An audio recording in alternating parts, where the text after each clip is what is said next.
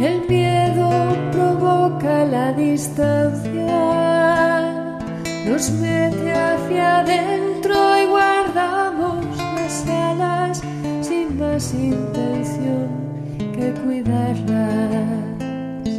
Volar sin miedo nos lanza a vivir y colmar esperanzas, nos lleva hacia otros y a sueños que alcanzan tan solo quien estrena sus alas. Amar es reinventar cómo dar vida, es hacer fecundo y fértil cada día, es quererme como soy, respetar lo que otro ansía y ponerme a trabajar sin garantías.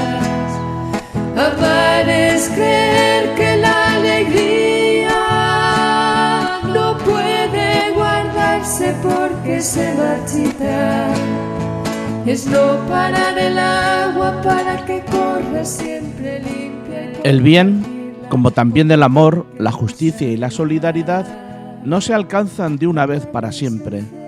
Han de ser conquistados cada día. No es posible conformarse con lo que ya se ha conseguido en el pasado e instalarse y disfrutarlo como si esa situación nos llevara a desconocer que todavía muchos hermanos nuestros sufren situaciones de injusticia que nos reclaman a todos.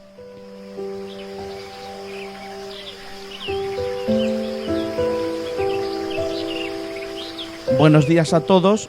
Con estas palabras del Papa Francisco comienzo un domingo más el programa Tiempo para el Espíritu, en el que, partiendo de la lectura que cada domingo escuchamos en la Eucaristía, intento ofrecer pistas para una mejor comprensión que nos acerque a la vivencia de una espiritualidad más profunda y más humana. Para ello aprovecho reflexiones de José Luis Sicre, Enrique Martínez Lozano o Fray Marcos, que están accesibles en la página web Fe Adulta.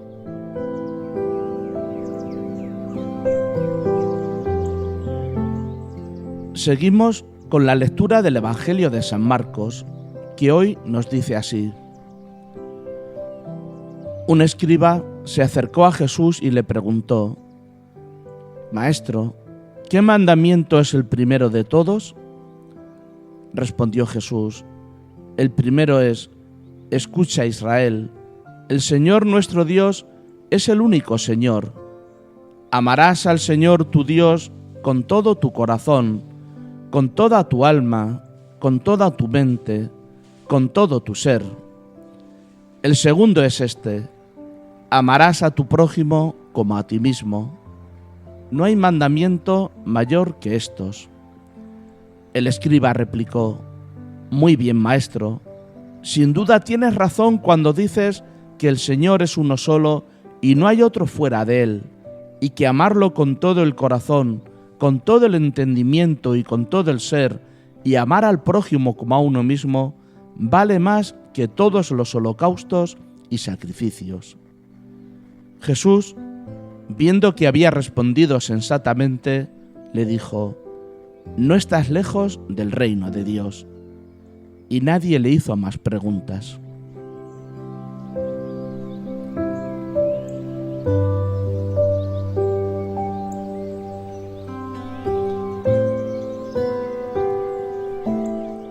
Después del episodio de Jesús con el ciego Bartimeo que escuchábamos el domingo pasado, vemos ya a Jesús en Jerusalén. Entonces se le acerca un letrado que no demuestra ninguna agresividad, sino interés por la opinión del maestro de Galilea. Le pregunta sobre qué mandamiento es el más importante.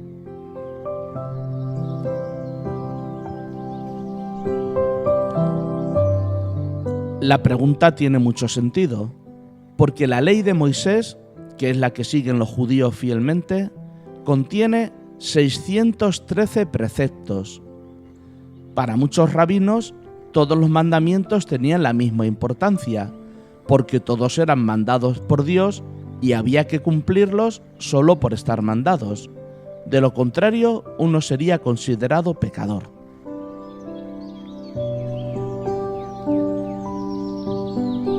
Otros rabinos, sin embargo, consideraban necesario establecer una jerarquía.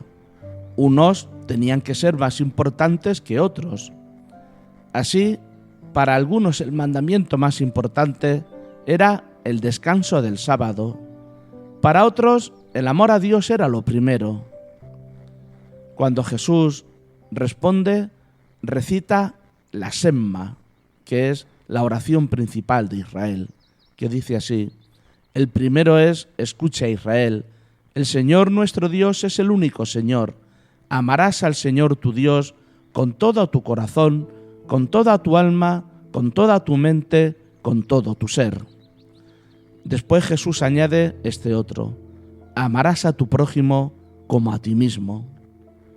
Y dice: no hay mandamiento mayor que estos. Por lo que Jesús da un salto en la interpretación, porque une un texto del Deuteronomio, aceptado por todos los judíos, que habla solo del amor a Dios, con otro del Levítico, sobre normas, que habla del amor al prójimo.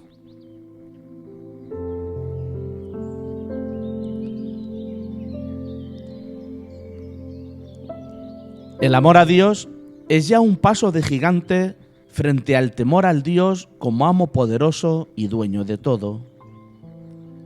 En el Antiguo Testamento, el amor a Dios debía de ser absoluto, sobre todas las cosas, mientras que el amor al prójimo era relativo, como a ti mismo. Según la ley de Moisés, era perfectamente compatible amar a Dios y despreciar absolutamente a los extranjeros y amplios sectores de la propia sociedad judía, a quienes se consideraban pecadores y creían que el mismo Dios los rechazaba.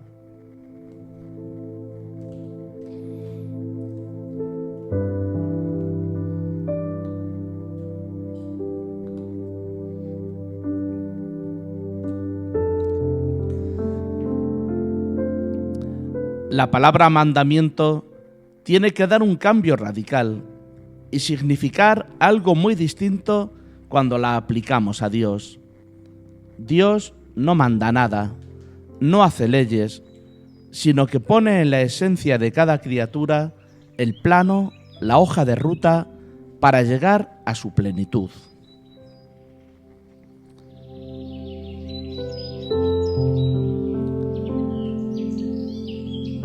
Dios no quiere nada de nosotros ni para nosotros. Su voluntad es la más alta posibilidad que se encuentra en cada criatura, no algo añadido desde fuera después de haberla creado.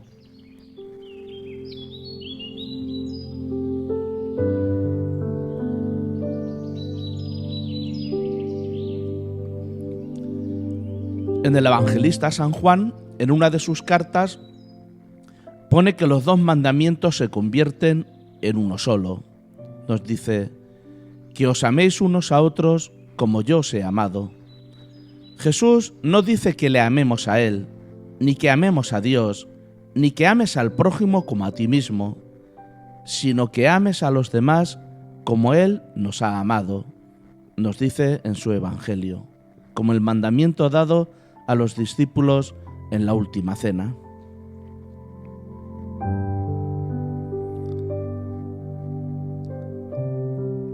El cambio no puede ser más radical, pero aún no nos hemos dado cuenta, porque Dios no es un ser separado de mí, al que debo amar, sino el amor que me permite sentirme uno con todos, unidos en el amor que es Dios.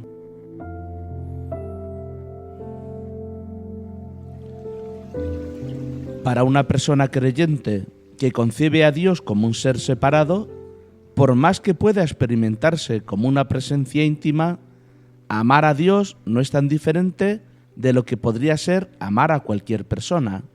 Se trataría de poner en Él la atención y el corazón, en una actitud de docilidad y obediencia.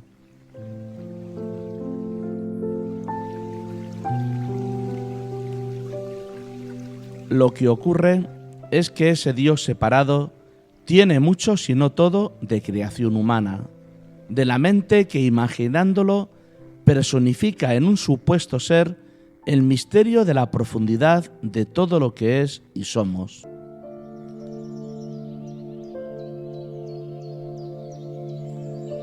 Tal forma de verlo encaja perfectamente con un nivel de conciencia mítico, es decir, siempre que se identifica el conocer con el pensar, dando por supuesto que solo existe el conocimiento mental.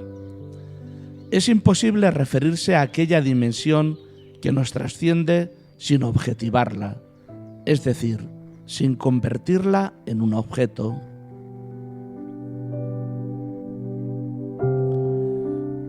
De ese modo, aquello que no puede tener nombre, por no ser un objeto, se convierte en un concepto que la mente cree llegar a poseer, y en ese proceso Dios se ha convertido en un ídolo. Ya el mandato de amar a Dios por encima de todas las cosas entrañaba riesgos, como aquel de pensar en un Dios celoso y un tanto narcisista, capaz de enojarse, castigar y condenar eternamente a quien no lo amara lo suficiente.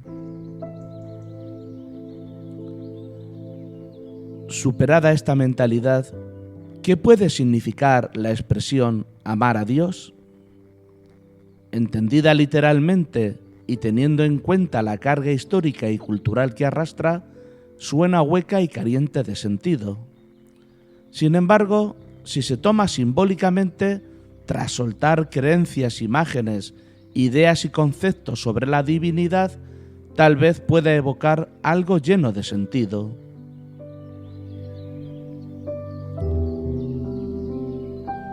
Si el término Dios alude a eso que no tiene nombre, ni puede tenerlo, es decir, a nuestra propia dimensión de profundidad, donde nos descubrimos ser más que el cuerpo, la mente, el yo, venimos a descubrir que si se entiende bien, Dios y amor son términos absolutamente equivalentes y por tanto intercambiables.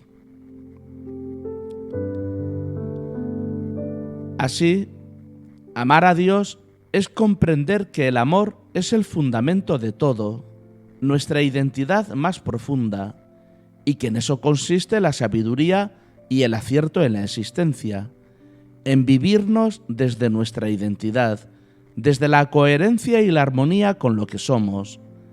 Amar a Dios es comprender y vivir que todo es uno.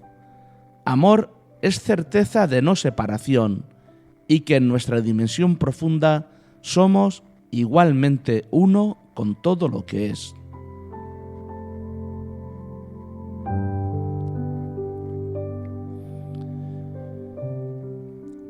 En nosotros el amor es una cualidad que puedo tener o no tener. En Dios el amor es su esencia. Si dejara de amar, dejaría de ser. Lo que queremos decir cuando hablamos de amor a Dios o del amor de Dios no tiene nada que ver con lo que queremos significar cuando hablamos del amor humano.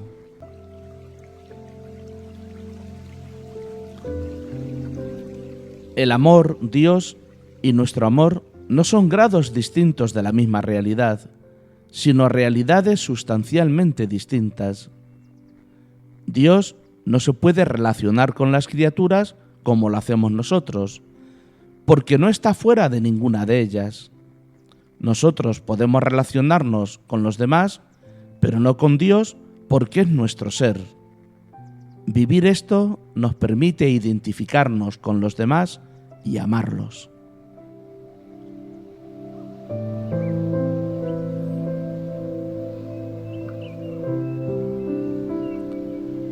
Una vez más, el lenguaje nos puede jugar una mala pasada, porque la palabra amor es una de las más manoseadas del lenguaje. Pero hablar con propiedad de Dios, amor, unidad, es imposible, porque nuestro lenguaje es para andar por casa, y al emplearlo para hablar de lo divino, se convierte en una trampa que pretende ir más allá de lo que puede expresar. Intentar llegar a Dios con nuestras palabras y conceptos es inútil. La manera de trascender el lenguaje es la vivencia, porque solo la intuición puede llevarnos más allá de todo discurso. Solo amando sabemos lo que es el amor.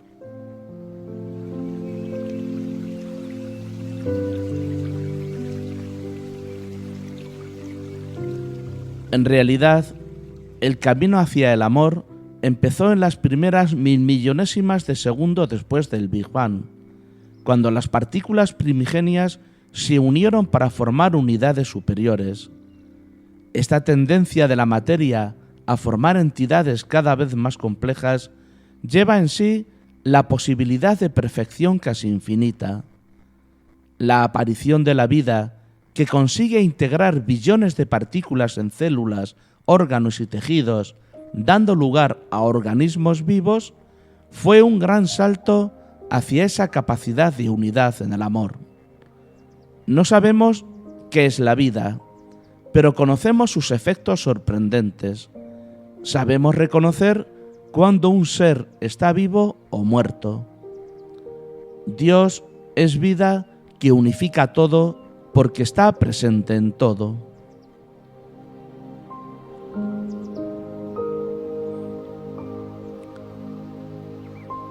Llegada la inteligencia y superada la pura racionalidad, el ser humano está capacitado para alcanzar una unidad que no es la del egoísmo individual. Un conocimiento más profundo y una voluntad que se adhiere a lo mejor hacen posible una nueva forma de acercamiento entre seres que pueden llegar a un grado increíble de unidad, aunque no sea física. Descubierta esa unidad, surge lo específicamente humano, esta capacidad de salir del individualismo e identificarme con el otro, con Dios al que llamamos amor.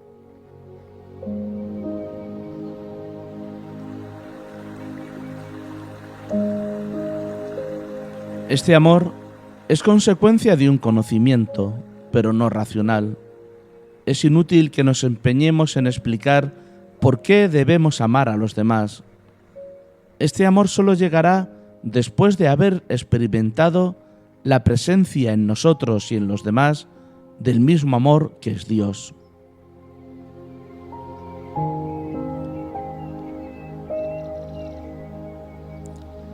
Lo mismo que llamamos vida a la fuerza que mantiene unidas a todas las células de un viviente, podemos llamar amor a la energía que mantiene unidos a todos los seres de la creación. Si descubro que la base de todo es lo divino, descubriré la razón del verdadero amor.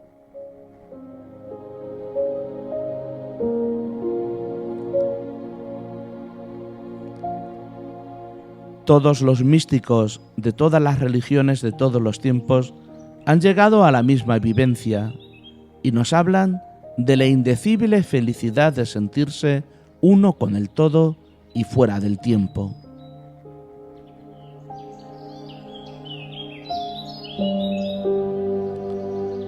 Esa sensación de integración total es la máxima experiencia que puede tener un ser humano. Una vez llegado a ese estado, el ser humano no tiene nada que esperar.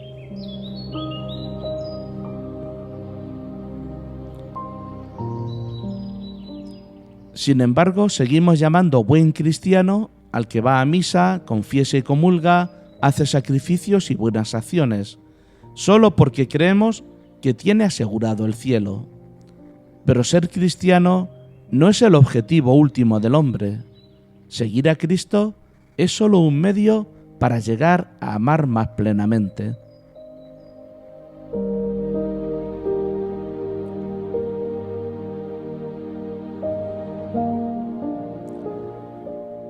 Por tanto, no debo comerme el coco tratando de averiguar si amo a Dios o no. Lo que tengo que examinar es hasta qué punto estoy dispuesto a darme a los demás. Solo eso cuenta a la hora de la verdad. El amor teórico, el amor que no se manifiesta en obras y actitudes concretas, es una falacia. Ya lo decía San Juan en su primera carta: si alguno dice que ama a Dios a quien no ve y no ama a su prójimo a quien ve, es un embustero y la verdad no está en él.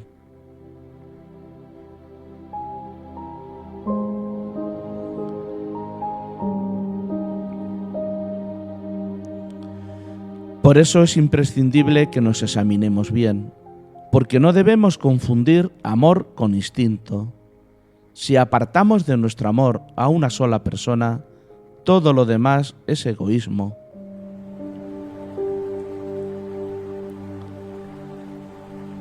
El amor, planteado desde la razón, no tiene sentido, porque la razón nunca te llevará a amar con el amor que nos propone Jesús.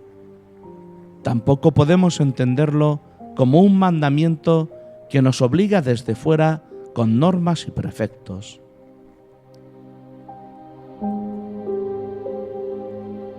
Aprender a amar es la tarea más importante para todo ser humano. La religión debía ser un instrumento que permitiera desplegar esa capacidad de amar. Nadie puede sustraerse a la necesidad de crecer en humanidad, pues ser humano es ser capaz de amar más. Todo lo demás estaría inútil.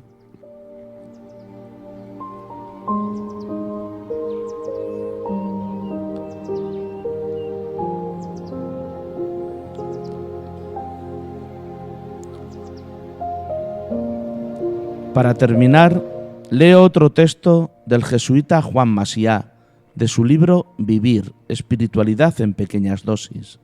Se titula El saber en 3 palabras.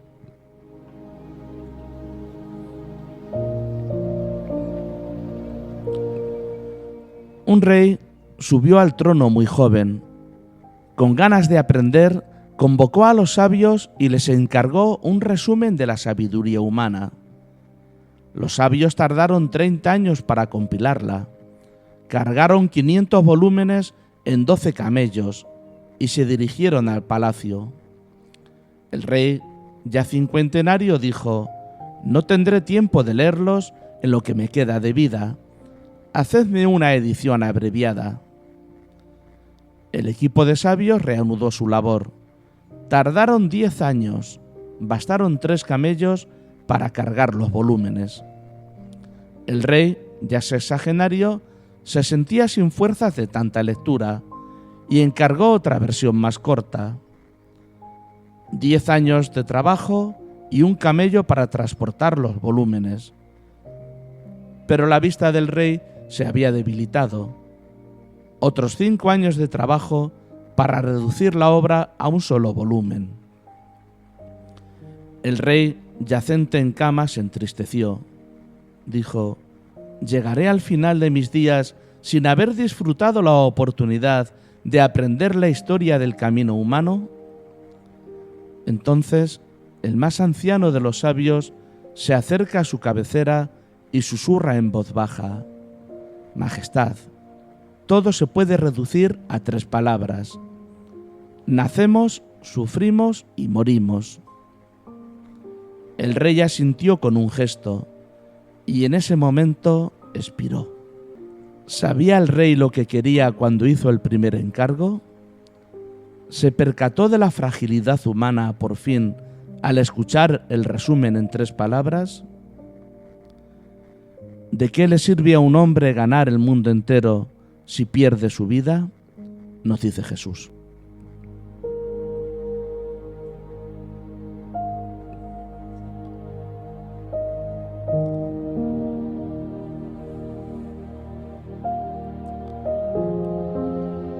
Termino así el programa de hoy, deseando a todos que tengan un buen domingo y una feliz semana, y agradeciendo a José Antonio Vanegas su buen hacer por el control de sonido y el montaje del programa, y a Antonio Cabrera por el vídeo en las redes.